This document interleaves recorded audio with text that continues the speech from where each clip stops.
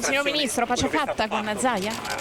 Abbiamo mai litigato, no. Presidente? Eccoli insieme il Ministro delle Infrastrutture Danilo Toninelli e il Presidente del Veneto Luca Zaia alla riapertura del Ponte della Vittoria, Ponte della Priola, punto nodale di collegamento della Marca Trevigiana.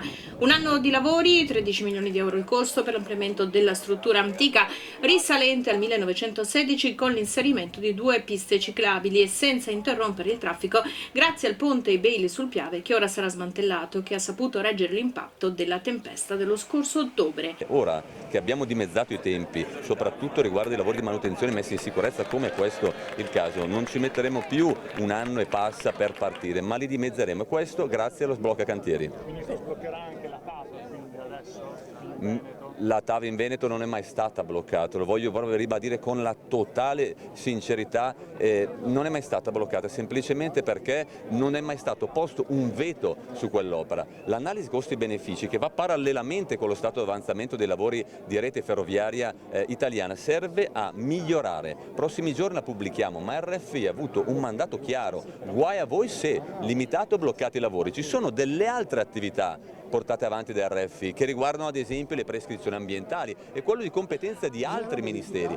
Clima dunque disteso tra Zaia e Toninelli dopo l'incontro a Roma in cui hanno parlato di TAV, commissario del Mose, grandi navi e dell'inghippo di Montecchio nell'intercessione tra TAV e Pedemontana. Concedendo l'autonomia al Veneto, che cosa siete disponibili a concedere come infrastruttura?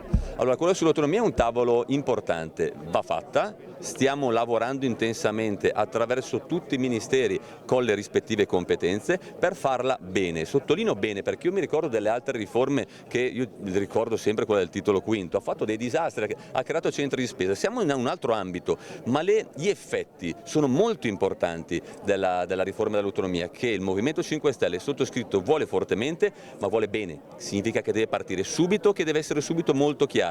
Stiamo lavorando su questo e penso che velocemente si arrivi a un risultato, senza ovviamente creare uno Stato, una regione di Serie A e una di Serie B. Il piano per il Sud c'è già, non mi risulta che comunque ci sia una visione ostracista nei confronti del Sud. Non stiamo parlando di un paese di Serie A e di Serie B, non parliamo della secessione dei ricchi, ma parliamo dell'applicazione della Costituzione. Basterebbe guardare i voti per capire che i cittadini del Sud hanno scelto un partito, il partito dell'autonomia, che è la Lega, in territori nei quali qualcun altro dice che hanno paura dell'autonomia. Il governatore, oltre all'autonomia, ha ricordato le altre 2 partite, come usa solitamente sottolineare lui, a lui care.